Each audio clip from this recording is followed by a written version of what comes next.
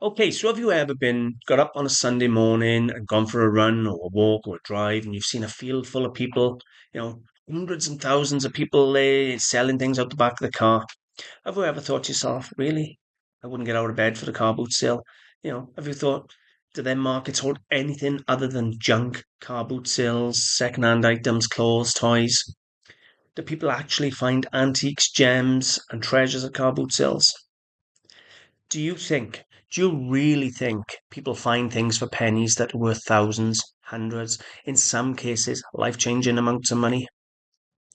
Well, in today's video, we're going to look at some incredible finds, exploring how ordinary people, including myself, find items just like that, paying pennies for hundreds, pounds for thousands in some cases. I'm also going to invite you to share some of your finds in the comments section. We would love to read some of the things you found. I want to share my passion with people on car boot sales.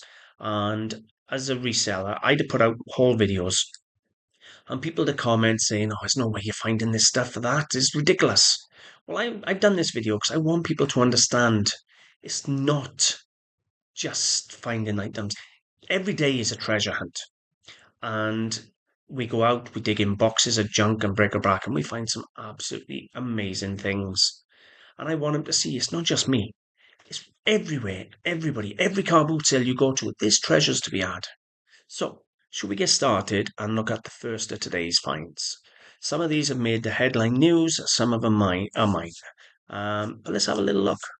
Now, we're going to start off with the first one here, which is a teddy bear bought at car boot sale, sells for thousands.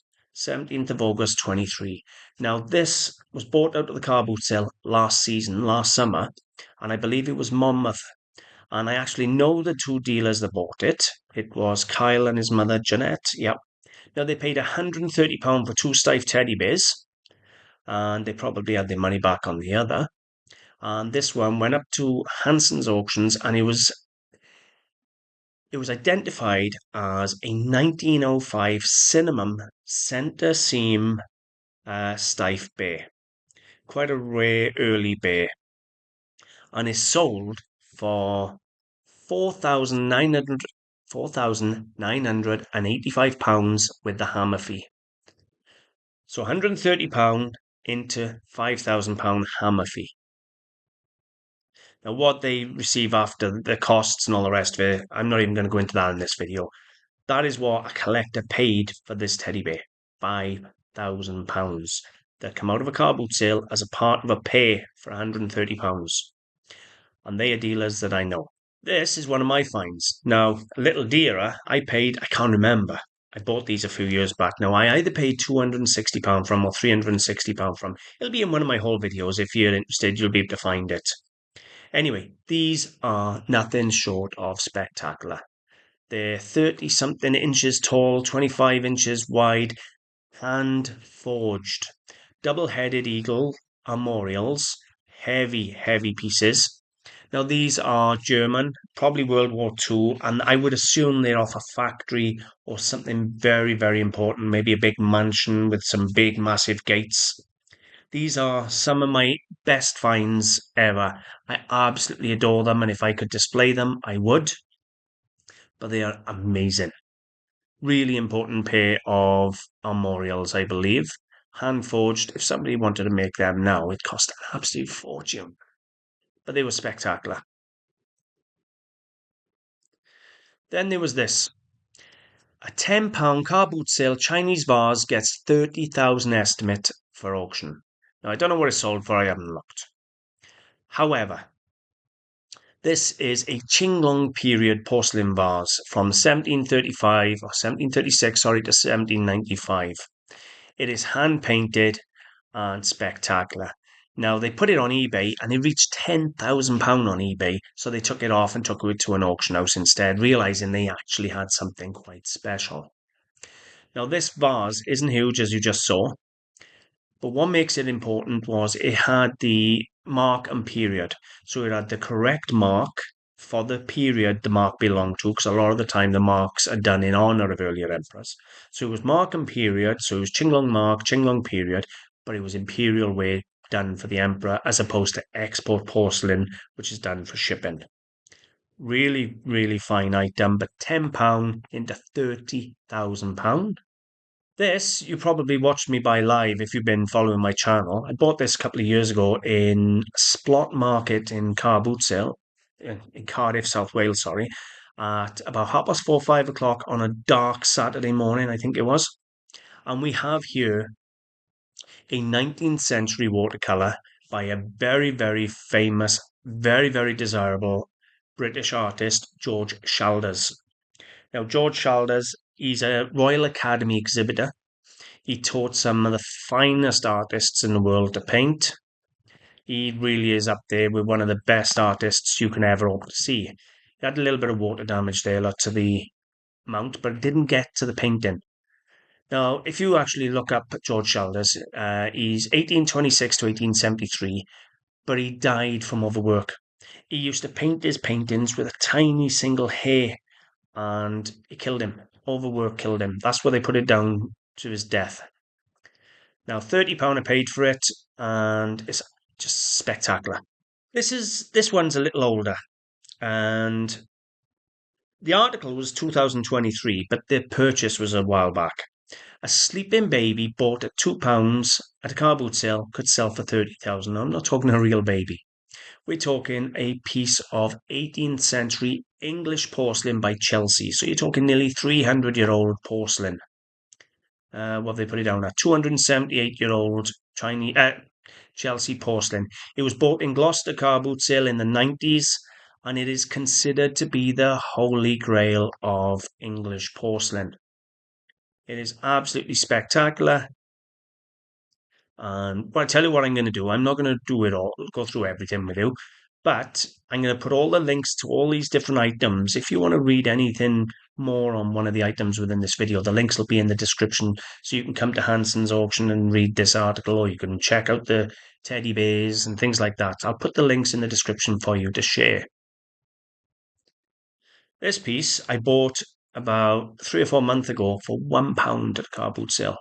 £1. It is nothing short of beautiful. It's a very, very large Spanish Lladró porcelain, hand-painted porcelain bowl. It is beautiful. Now, it's not the cheaper Neo. This is Lladró. It's limited edition and was produced in 1971 and retired in 1972. And it's 12.5 inches long. I paid £1 for that, and it's up for 400. This was literally, I think, the most important thing I've ever found. It's not the dearest thing I've ever found, but it is the most important thing. This is a sterling silver ladle by the Lilliput family of Warsaw, 1781 to 1833. Now, the Lilliput family were watchmakers from the late 18th century right way through. They were jewelers, and in 1939, their jewellery shop was looted and bombed, and they were all killed. Now, no doubt the jewellery and the antiques and the antiquities within the shop were sold on and melted down for the war efforts during World War II. So I don't know how this ladle survived. It is huge. It's the size of my arm. 300 grams, beautifully gilded inside the bowl. Now, I've done my research, right, and I still think £5,000 is cheap for this ladle. Now, I've been offered 2,000 for it and turned it down. There's a link here in the item there. If you wanted to do the full family history, it can be found on Wikipedia. Now, I'm not a conspiracy nut. However, in 1938, a law was passed that all the Jewish people in Poland had to register their wealth with the German army. And then by 1939, their shop was looted and they were bombed. If you ask me, they asked everybody to say how much money they had and how much jewellery they had so they could take it off them. But that's just my personal opinion. I have no idea one way or the other. But that would be the least of the crimes done by the German army in the Second World War. But this is a very, very important ladle. It came in for £2 at a car boot sale in Gethlygate, South Wales on a wet Sunday morning. And I got to be honest with you, I genuinely think that is the most important piece of history I have ever bought. This was fabulous. Now, this was bought a little while ago. A car boot sale diamond fetches £650,000 at auction. This is that big, it's the size of your fingernail. They thought it was a cubic zirconia. It was expected to sell for 350,000 in Sotheby's. The person who bought it in the 1980s and thought it was a cubic zirconia, but it was a 26 carat diamond. It made loads of headlines, but look at that. Look at the size on that diamond. Is that not just massive? That literally could have gone to royalty. £10. She wore it for decades and then sold it for 650,000. And you can't tell me that's not life-changing money off a car boot sale. And this stuff comes in all the time. Okay, this is my next piece. I purchased this last week. This is what inspired today's film. I put in a video about this sterling cup. Now, believe it or not, I find cups like this all the time in boxes on the floor of junk silver plate and pewter. More often than not, I pay £1 or £2 for them. People don't realise they'd have missed the silver hallmarks, and then I'd pick them up and they're £1. Now, I purchased this particular example last week for £5. After I cleaned it, there was a little bit of gunk inside it, unfortunately, which took the weight down. It's 177 grams. When I weighed it on the day, it was more like 193. But it's 177 grams of 1933 sterling silver. And let me show you what a hallmark looks like. But I'm not kidding you, right? You will literally find stuff like this in boxes on the floor full of silver plate tea sets and things like that. And people will say it's £1 a piece or £2 a piece. And if you're very lucky, you pull out pieces like this. That is an example there of an English sterling silver hallmark. The anchor is for Birmingham, the lion, and then the J for 1933. All right. Literally, you will find stuff like that all the time. This isn't even a rare find. It is a common everyday purchase where you'll pick up a bit of silver or a bit of gold and you'll make a couple of £100 off it. Don't paint that picture in your head now. Right? You can find this stuff, but you've got to get to a car boot sale early. Now, why have you got to get to a car boot sale early? And this is the picture I'm going to paint in your head. Put a field and fill it with crop. Put the gate, and then you have a swarm of locusts at the side of that gate. As the gate opens, the locusts make their way through the field and they pick it clean all the way through. By the time they reach the other side, there is nothing left. That's exactly what a car boot sale is like. A lot of car boot sales herd the people. So they let the sellers in, let's say, 6 in the morning, and they won't let the buyers in until 7 in the morning. By which time there's hundreds and hundreds of buyers, and they stampede into that field when they finally let the buyers in. But we are literally the locusts, me included, and literally we will pick that car boot sale clean. I can tell you now, you can have a car boot sale of 500 cars or 1,000 cars, and within the first 30 minutes to an hour, there is not an antique left, there is no precious metals left, nothing. So by the time Joe Public gets to that car boot sale, hour and a half, 2 hours after it's opened, and they're going, well, it's only junk here and there. It's nothing but clothes and toys and rubbish and bric-a-brac. The reason is we've had it all. So if you're a dealer and you want to make a living at this, you got to get there early. You got to go when it's still dark.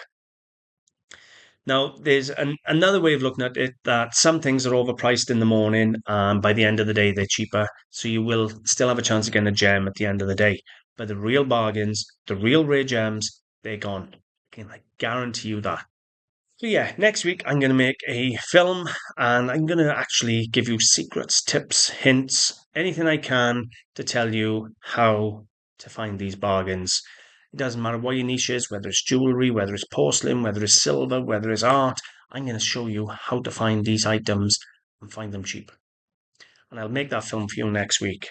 So, if you're interested in antiques, collectibles, making money reselling, please hit the subscribe button. And if you enjoyed the video, please like, and if you want to share, I would be eternally grateful. But if you don't, I'm just grateful you were here and watched. Thank you very, very much, and I will see you soon. Bye.